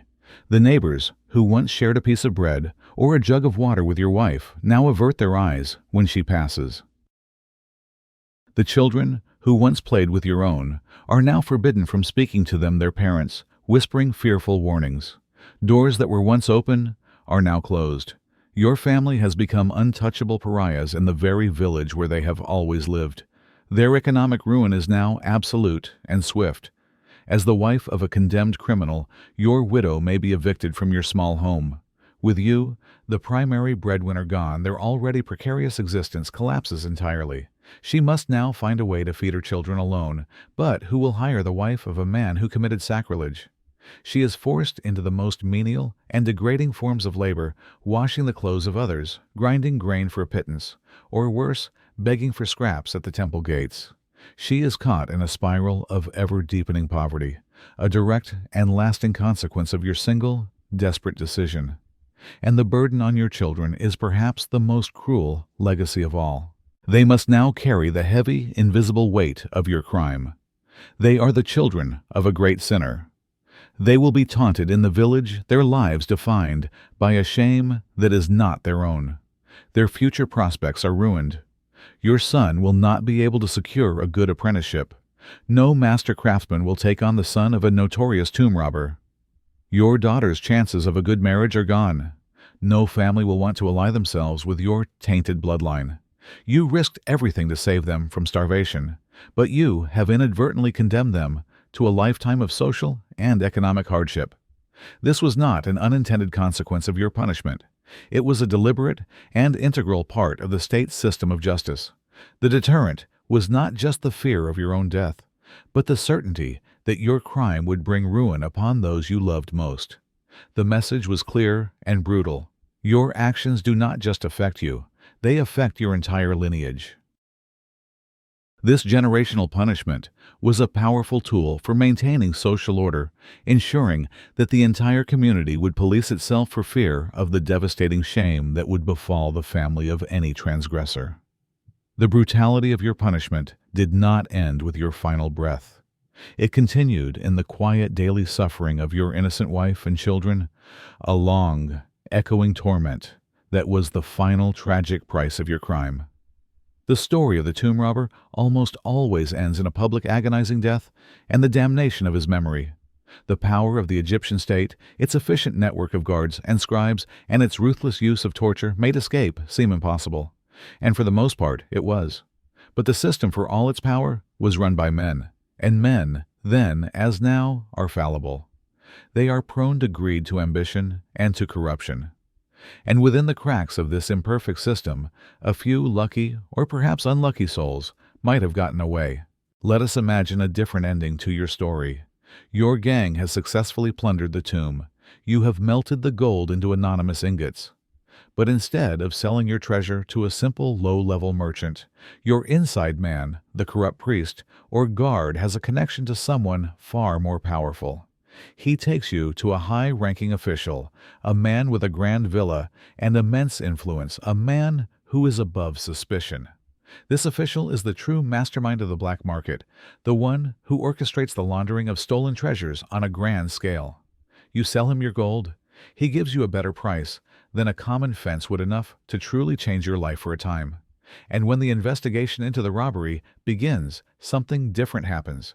The great official, to protect himself and his profitable enterprise, intervenes. He uses his power. He might have a quiet word with the chief of the Medjay. He might subtly redirect the investigation towards a different rival gang of thieves, providing the authorities with a convenient scapegoat. An innocent crew is arrested, tortured into a false confession, and publicly executed for your crime. The case is closed. The officials are praised for their efficiency, and you are safe. You have gotten away with it. But have you truly escaped? Your life is no longer your own. You are now forever indebted to the powerful official who protected you. You are a loose end, a secret he must manage. He may call upon you at any time, demanding that you perform other more dangerous tasks for him. You have not bought your freedom. You have simply traded one master for another, more powerful and more dangerous one. You are now a pawn in his corrupt games, your life hanging by the thread of his continued favor. And you live in a new kind of prison, a prison of the mind. You have escaped the justice of men, but you have not escaped the judgment of the gods. The sacrilege you committed still weighs on your soul. Every night you might be haunted by the face of the desecrated king. Every misfortune, a sick animal, a poor harvest will feel like the beginning of divine retribution. You have a full stomach, but your soul is in turmoil. You live in constant quiet fear, not of the guards, but of the eternal damnation you know you have earned. So, getting away with it was perhaps not an escape at all. It was merely a different kind of sentence.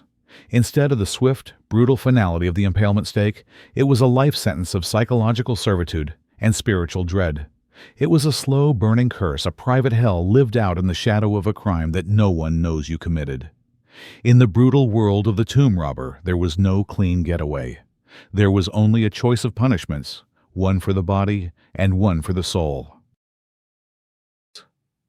Let us imagine for a moment that you are one of the lucky few. You have gotten away with it. You were never caught. You sold your share of the treasure, and the grain filled your family's stomachs. The immediate threat of starvation has been replaced by a life of quiet, cautious normalcy. It would seem that you have won your desperate gamble.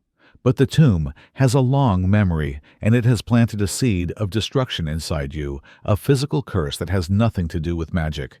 The price for the gold was not just the risk to your soul, but the slow, irreversible decay of your own body. The true, lasting danger of your work was the very air you breathed in the tunnel. Night after night, you lay in that cramped, suffocating passage, chipping away at the Theban limestone. And with every strike of the mallet, you released a cloud of fine, sharp crystalline dust. You breathed it in. It coated your throat and settled deep within your lungs. At the time, it was just a discomfort, a cause for a hacking cough, and a gritty feeling in your chest. But you were unknowingly inhaling a slow-acting poison. You were giving yourself a disease that modern medicine calls silicosis, but that you would only ever know as the grinder's cough, or the stonemason's sickness. The particles of silica, dust from the limestone, are microscopic, sharp, and most importantly, indigestible by the body. Once they settle into the delicate, soft tissue of your lungs, they stay there forever. Your body's immune system recognizes these particles as foreign invaders and launches an attack. But it is a battle it cannot win. The cells that try to engulf the sharp dust particles are killed by them. This triggers a state of chronic, unending inflammation. In its desperate attempt to isolate the foreign material, it cannot destroy your body, begins to form scar tissue around the dust particles. Over years, hard fibrous nodules like tiny internal stones begin to grow throughout your lungs. The progression of the disease is slow and relentless. For the first few years after the robbery, you might feel fine. But then the cough starts. It is a dry, persistent cough, at first one that never seems to go away. As more scar tissue forms, your lungs begin to lose their natural elasticity. They become stiff. The work of breathing, once an unconscious, effortless act, now requires a conscious effort. You find yourself short of breath after climbing a small hill or after lifting a heavy water jug. As the years pass, the symptoms worsen. The shortness of breath becomes constant. Your chest feels tight, as if a rope were cinched around it. You suffer from chest pains and a persistent fever. You begin to lose weight, your body consuming its own muscle in its desperate struggle for oxygen. Every single breath is a shallow, painful, inefficient labor. You are in effect slowly suffocating, drowning on dry land over the course of decades. The Egyptian physicians, for all their skill, have no cure for this. They can give you herbs to soothe your cough. They can make poultices for your chest pain, but they cannot see the stone dust that is hardening your lungs from the inside out. The great irony is that you tunneled through the sacred mountain to find the wealth that would sustain your life. But the very substance of that mountain, the dust you breathed in your desperate act, has enacted its own slow, patient, and inescapable revenge. The tomb has claimed you, after all, not with a sudden curse, but with a lingering sickness that slowly steals the very breath from your body. And you cough a dry, dusty sound alone under a sky that offers no forgiveness. But even if your lungs remained clear, even if your body stayed strong, there were other deeper wounds that would never heal. These were the wounds to your mind, to your spirit. You may have escaped the guards and the judges, but you could never escape from yourself. The tomb you violated has a way of rebuilding itself stone by stone in the dark, silent chambers of your own memory. The guilt is a constant companion. You are a pious man raised to fear the gods and honor the dead. You have committed the ultimate transgression. You have broken into a sacred house, desecrated the body of a king, and violated the cosmic order of Ma'at. This is not a simple crime that fades with time. It is a spiritual stain upon your soul. You might try to justify your actions, reminding yourself of your starving children, but the justification feels hollow in the deep of the night. You look at the healthy faces of your family, and you feel a surge of love immediately followed by a wave of shame, for you know the profane price you paid for their well-being. This guilt manifests itself in nightmares. Sleep, which should be a peaceful release, becomes a place of judgment. You dream you are back in the suffocating darkness of the tunnel, the weight of the mountain pressing down on you. You dream of the serene, golden face of the sarcophagus, its painted eyes seeming to weep as your chisel splinters its wood. You dream of the unwrapped, mutilated mummy of the king, its empty eye sockets accusing you.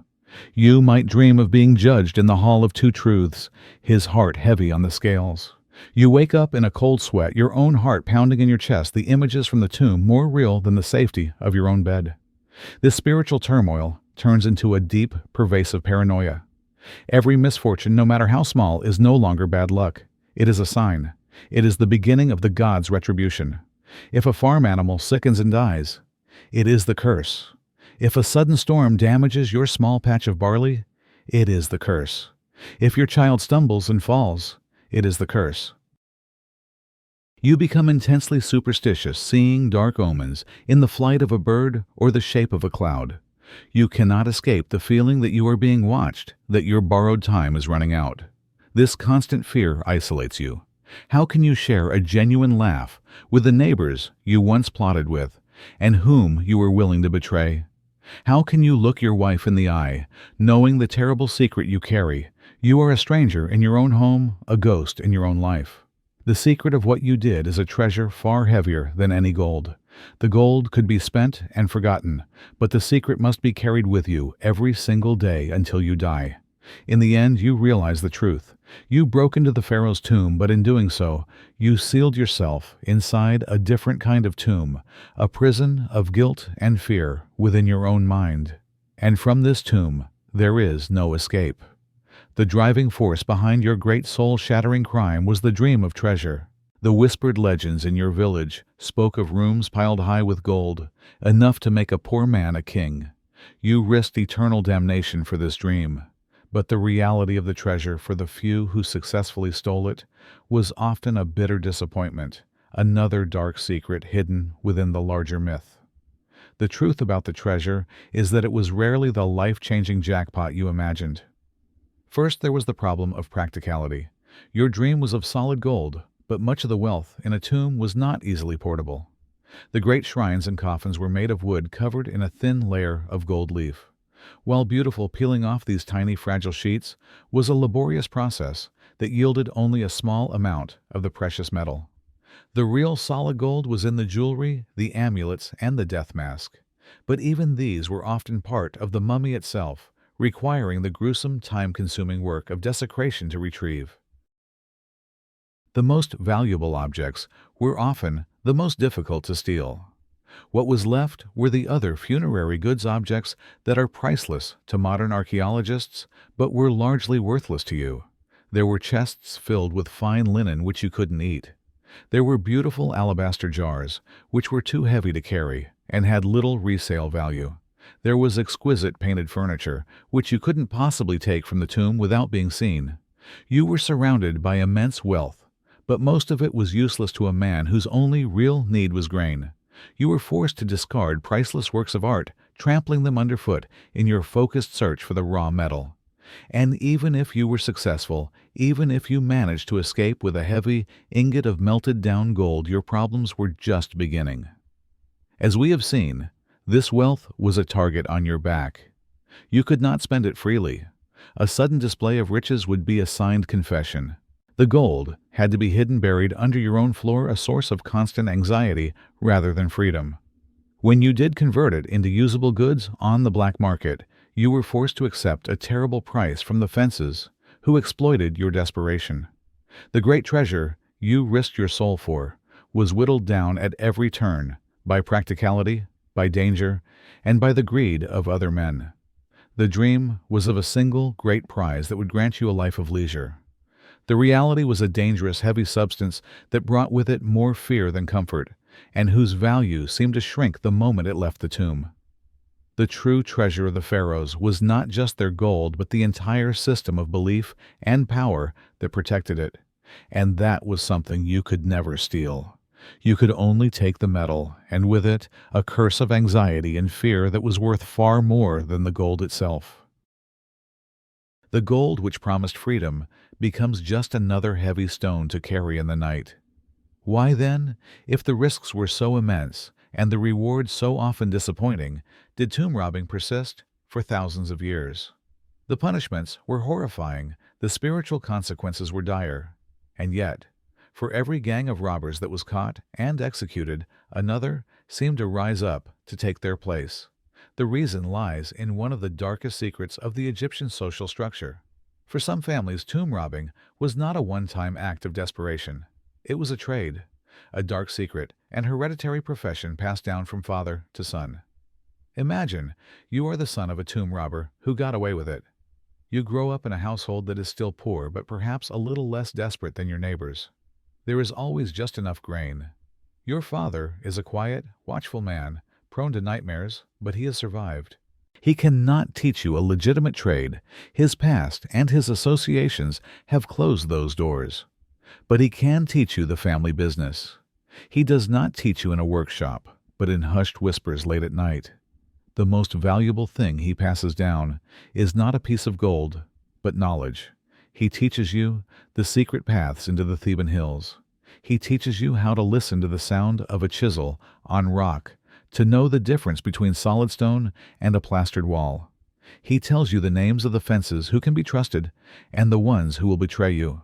He tells you the stories of the tombs he knows, of the ones that were only partially looted, the ones that might still hold a hidden chamber. This secret knowledge is your inheritance. It is the only legacy your father has to give you. In a society as rigid as ancient Egypt, there was very little social mobility. If your father was a farmer, you would be a farmer. But if your father was a known criminal, or even just a man from a disgraced family, your options were even more limited. The path of legitimate work was often closed to you, and so the path of crime, the family trade, became your only viable future. You were born into this world of shadows. This created a vicious, self-perpetuating cycle. The state would capture and execute one generation of a robbing family, believing they had stamped out the problem.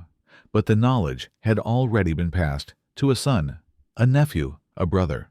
And when the next famine came, when the next wave of desperation hit, that new generation, armed with the secret knowledge of their ancestors, would take up their father's tools and continue the work.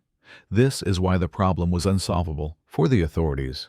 They could punish the individuals, but they could not erase the knowledge or the poverty that fueled the crime.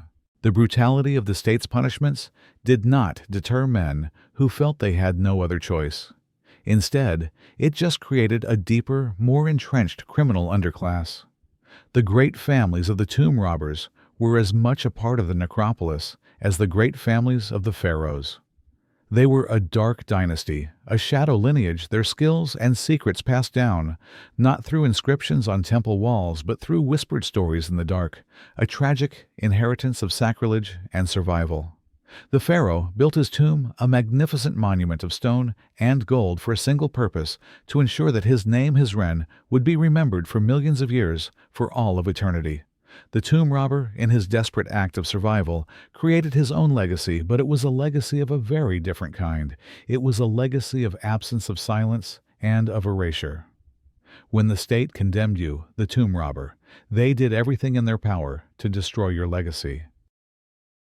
They executed your body, left it unburied, and chiseled your name from the stone, committing you to the eternal horror of the second death.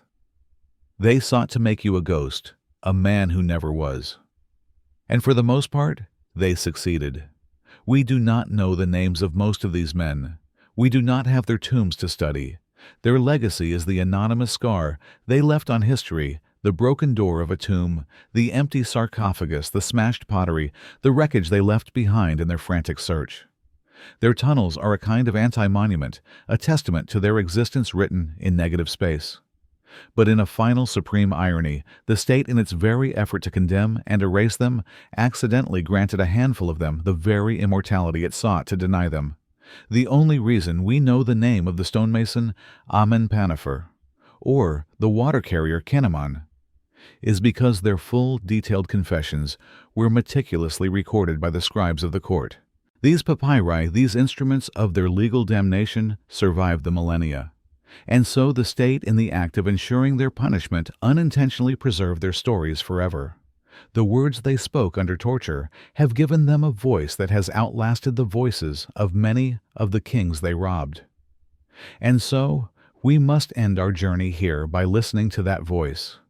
The story of the tombs is not just the story of the pharaohs, it is also the story of the men who violated them. They were not simple villains. They were not monsters. They were human beings driven by the most human of all impulses, the need to survive. Their story reveals the immense crushing pressure that the grand project of pharaonic glory placed upon the poorest members of society. It is a necessary and uncomfortable counter-narrative to the tales of gods and gold. To truly understand ancient Egypt, we must listen not only to the grand declarations of the kings carved on the temple walls. We must also press our ear to the stone and listen for the faint, desperate whispers of the men who tunneled beneath them in the darkness. For their forgotten legacy is a crucial part of the story, a dark, silent, and brutal truth. And so, a man erased by history has just whispered his story into your ear. The image of the tomb robber that has been passed down through history is a simple one. He is a villain. A greedy, heartless criminal driven by an insatiable lust for gold who desecrates the sacred and spits in the face of the gods for his own personal gain. He is the antagonist in the story of the noble pharaoh. But this black and white picture, like so many things in history, is a comforting illusion. The truth, as we have seen, is a far more complicated and tragic shade of gray. To paint every robber with the broad brush of greed is to ignore the suffocating context of the world they lived in.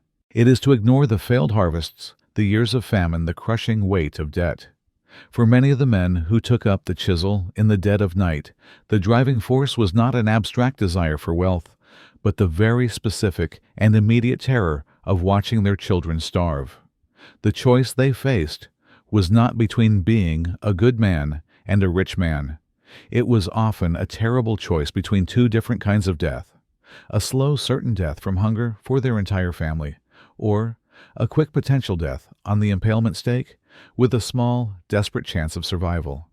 This does not absolve them of their actions. The desecration was real. The violence was real. But it reframes their motivation. They were not monsters. They were human beings pushed to the absolute limit of their endurance, forced to make an impossible choice in a system that offered them no other way out. Of course, greed was a factor. For the corrupt officials who fenced the goods for the powerful mayors who took a share of the profits, greed was almost certainly the primary motivator.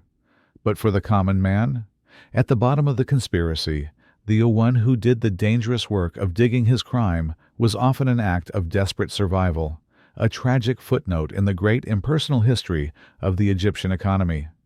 Another persistent myth is that tomb robbing was a simple, brutish act. We imagine a thief impulsively smashing through a door, grabbing what he can, and running. This image, too, does a great disservice to the reality of their operations. As we have seen, a successful tomb robbery was not an act of simple vandalism. It was a complex, professional enterprise that required immense skill, patience, organization, and courage. It was not a crime that could be committed on a whim. It required weeks, sometimes months of careful planning. It required the formation of a trusted crew, the acquisition of tools, and most importantly, the gathering of intelligence. The most successful gangs were not the ones with the strongest arms, but the ones with the best information, often from a corrupt insider. The physical act itself was not a smash and grab. It was a grueling engineering challenge. The work of digging a bypass tunnel through solid rock night after night in secret required incredible physical endurance and a deep understanding of stonework. The robbers had to be miners, engineers, and stealthy operatives all at once. They had to navigate the very real dangers of cave-ins and bad air and the psychological terrors of the sacred space. And even after all that, once they had the treasure, the operation was not over. They had to transport it, melt it down, and navigate the treacherous black market to convert it into usable wealth. This was not the work of a common thug. It was the work of a desperate but highly organized professional. So why was this problem of tomb robbing so rampant, so persistent, so ultimately unsolvable for the Egyptian state? The answer may not lie in morality or security, but in simple, cold economics. The entire religious and political structure of pharaonic Egypt created an economic imbalance that made tomb robbing not just likely, but inevitable. Think of the nation's wealth. A vast percentage of Egypt's liquid capital, its gold, its silver, its precious stones and metals, was being systematically and permanently removed from the living economy. It was being taken out of circulation and buried underground in the tombs. The tombs were in effect a massive one-way sink for the country's gross domestic product. They were a kind of sacred savings account with a policy of no withdrawals. This created a constant underlying shortage of precious metals in the world of the living, a problem that became acute during times of economic hardship.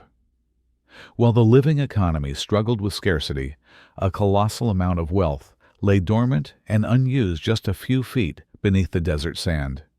This created an irresistible economic pressure. The supply of gold was in the tombs. The demand for it was in the villages. A situation like this will always inevitably give rise to a black market and a criminal class to service it. The tombs, in their very design and purpose, created their own predators. The immense concentration of wealth was a temptation that no amount of religious doctrine or state punishment could ever fully suppress. 4.4. Reflection. A system that creates its own criminals. This leads us to a final, uncomfortable reflection. The Egyptian state put monumental effort into punishing the tomb robber. It tortured him. It executed him in the most brutal ways imaginable, and it sought to erase his very soul from existence. And yet, the state itself was the primary architect of the conditions that created him. It created a society of vast inequality where a tiny elite controlled almost all the wealth and a huge population of laborers lived on the edge of subsistence. It then took a huge portion of that wealth and locked it away in a manner that was both incredibly tempting and a direct affront to those who were starving. It demanded absolute piety and a belief in the sanctity of the tomb from a man whose children were dying for lack of a few copper coins. The state was caught in a profound contradiction. It was treating the symptom, the tomb robber, with extreme prejudice while actively fostering the disease, the economic desperation, and the irresistible lure of the tombs themselves. The brutal public executions were not a solution. They were a sign of the system's failure to address the root cause.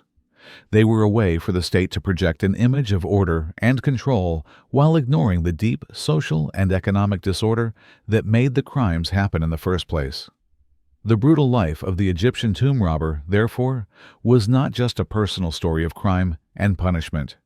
It was a direct consequence of the way his society was structured. He was a tragic but logical product of a system that valued the eternal comfort of its dead kings more than the immediate survival of its living citizens. He was a ghost, created by the machine of the state itself, a dark shadow cast by the brilliant, blinding light of pharaonic glory. And so we leave the story of the Egyptian tomb robber, a life lived entirely in the shadows of a greater, grander narrative. His was not a life of monuments or grand achievements. It was a life defined by what he lacked: food, security, and hope.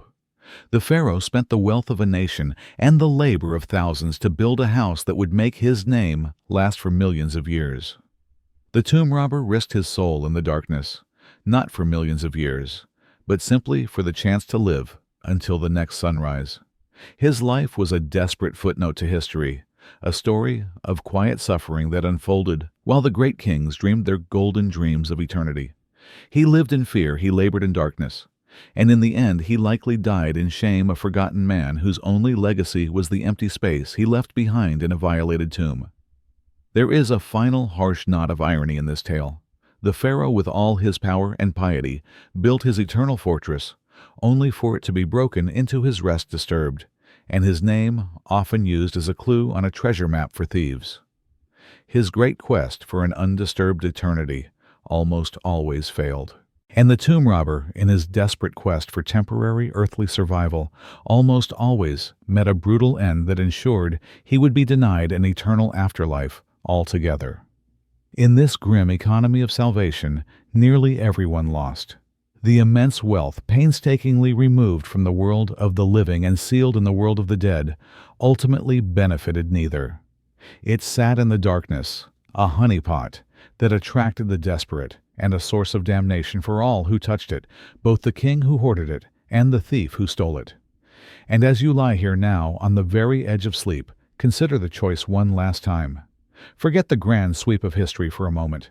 Make it personal. You are in that mud brick hut. The fire is low. The grain jar is empty. Your children are crying from hunger.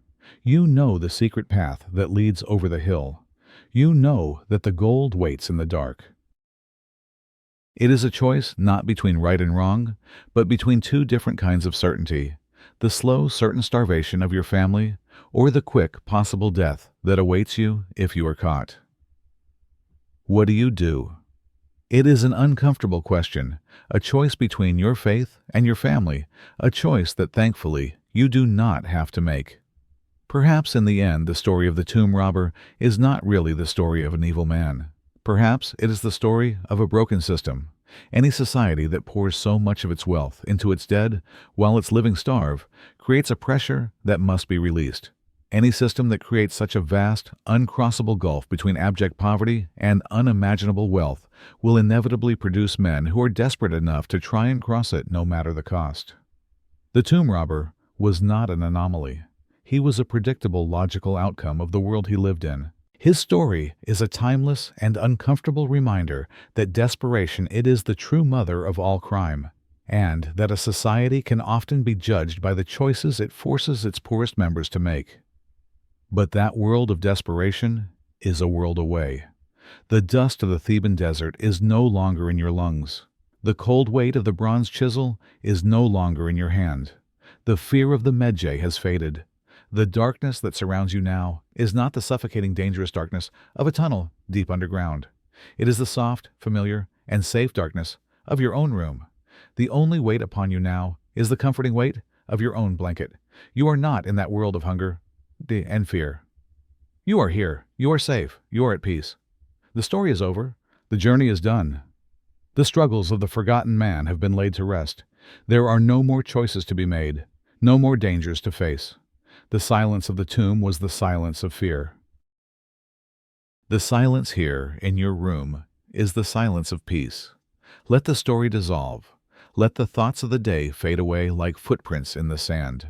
Let the darkness behind your eyes become a soft, warm, welcome space. There is nothing left to do, nothing left to solve. Just rest, just sleep.